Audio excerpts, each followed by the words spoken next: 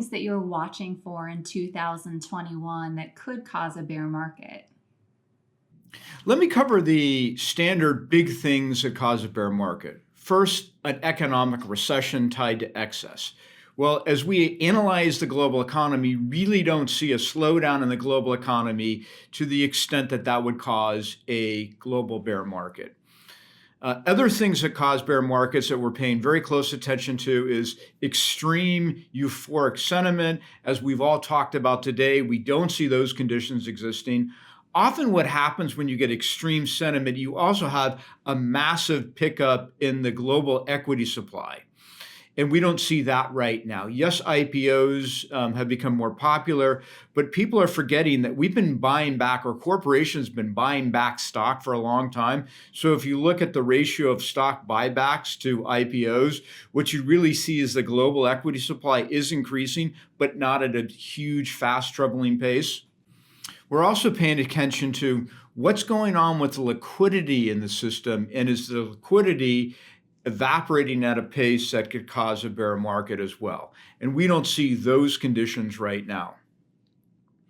We talked to you before about the impact of major changes in regulation or major changes in accounting rules and how that could cause a bear market. And we're not seeing that as we look at the impact of regulatory changes on the stock market right now. Obviously, a major world war could cause a bear market. We're not predicting that. We don't think that's on the horizon, but that's something that we watch as well. But the real big focus right now is where are the excesses that have the ability to create an economic recession? Where are the excesses that have the ability to tip the market over into a bear market? So we're putting a lot of time and effort into looking at various forms of excesses. Right now, we're looking at the commercial real estate market. It's probably no surprise to anybody that tied to the work from home that fewer people are going into the office. There's less demand from the corporate standpoint. So rents are falling. And so how could that trickle into a problem in the financial system? We're also paying attention to looking for excesses that might come out of the banking system. Things like, are there a lot of bad loans that are being made? Are banks' balance sheets poor? Other excesses that we're paying attention to that typically happen that we're not seeing happen, but we're watching are, as M&A goes up towards the end of a bull market, how many of those deals, transactions are actually bad transactions that don't make sense, that the M&A environment is just not a good environment for stocks. We're not seeing that right now. Let me point out a few more excesses that we're looking for.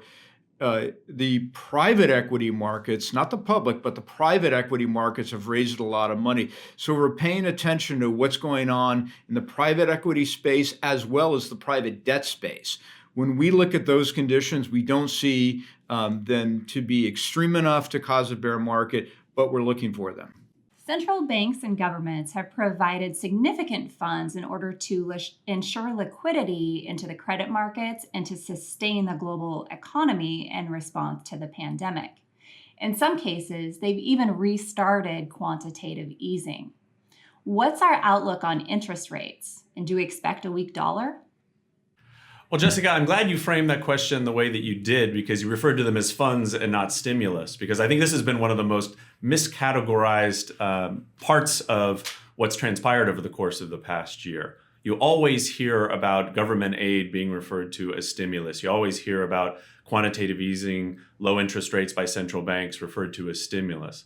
These things aren't stimulative at all, really. In fact, I think that, again, is one of the big misperceptions out there. As people look at the state of the economy today and think about the potential for economic reopening and what the economy might look like afterwards, I think there's this view out there that tied to all the fiscal response and the monetary response to COVID-19, that there's just this pile of dry tinder out there that once the economy reopens is going to ignite and drive more inflation and faster economic growth, higher interest rates, and all those types of things. We tend to view that very, very differently. I think what you've seen fiscally here has simply been a Band-Aid. when you lock down economies and people can't have income and businesses need to keep people employed and just survive this period, that's really what the government aid has been for. It's not intended to stimulate the economy to higher levels of economic growth. It's simply designed to allow people to survive this period and allow companies to survive this period. From a monetary policy standpoint, here I would be, in fact, quite a bit more critical. Because even though maybe some of the policies that central banks enacted initially were somewhat effective, because in the onset of COVID-19 and the lockdowns, in the period where equity markets were so volatile in the first quarter of last year, you also saw a few strains developing in things like credit markets. Spreads between government bonds and corporate bonds started to widen out quite a bit. Repo markets, that was a big topic at the time, you might recall. Those rates were starting to spike. US dollar funding markets that other governments or entities around the world rely on, those rates were going up quite a bit. And so central banks stepped in to provide liquidity to those markets and help bring some of those rates down. But that's really the extent of the effectiveness of what they've done. Beyond that, taking interest rates to zero or negative in parts of the world, buying more and more assets through quantitative easing, we've got a long history of that now, and I think it's very clear that our view of quantitative easing for the past decade plus, as it's been going on in various parts of the world, has been spot on, and that it isn't stimulative at all. In fact, it tends to be more depressive to economic activity. It creates disincentives for banks to lend. It tends to cause the velocity of money, or how quickly those funds are getting through the economy, to come down quite dramatically. So despite the fact you've seen central banks out there doing a lot of these asset purchases, doing a lot of quantitative easing, that's caused their balance sheets to increase dramatically. And it's also caused a number of monetary aggregate measures to increase. That money is just trickling through the economy. It's not moving very quickly, thus it's not very inflationary. So as we then relate that to our inflation and interest rate expectations, as we mentioned before, we think that's going to be very benign this year. There are a number of forces that are likely to keep both inflation and interest rates at bay. Probably the biggest force from an inflation standpoint is that very low velocity of money, the fact that funds aren't getting through the economy at a normal pace, which keeps the big pool of money that central banks have created from causing a lot of inflation. And from just a pure interest rate standpoint, without a lot of inflation, you just don't get a lot of upward pressure on long-term interest rates. Here in the US, of course, we've got slightly higher long-term interest rates than you see in other parts of the world. And I think that matters quite a bit because there's always international competition for bonds. An investor can decide to own a German bond or a Japanese long-term bond or one in the UK and so forth. And so to the extent interest rates outside of the US remain very low, and we think they're likely to, that also helps put some downward pressure on our interest rates, because instead of buying that German long-term bond that yields negative 0.4%, they can decide to own a longer term US bond that yields more. And so that buying of bonds helps keep yields low. And there's also a technical aspect to that as well, whereas you look at the supply of bonds out there at the long end of the yield curve, longer term bonds, there's actually a dearth of those today. So to the extent there's still a lot of demand for those, there isn't a tremendous amount of supply, which also ought to put downward pressure on yields, upward pressure on prices. Now, to your question about what that means for the dollar, I think when you consider the normal macroeconomic forces that drive currency fluctuations, for the dollar to be weak or strong or the yen to be weak or strong, often that's a function of things like differences in monetary policies or interest rate differentials or differences in economic growth rates or politics or those types of things.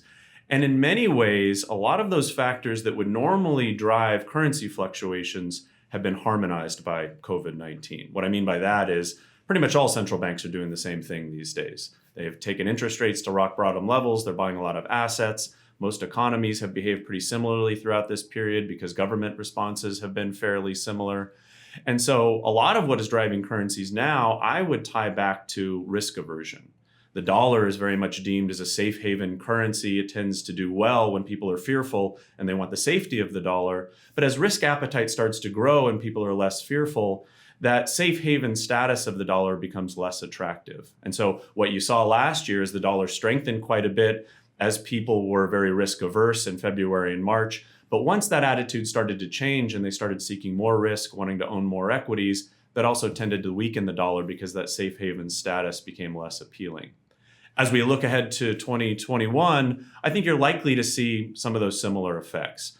Not huge fluctuations in currencies, just because there still is that harmonization going on with a lot of the factors that would normally drive currencies to be more volatile.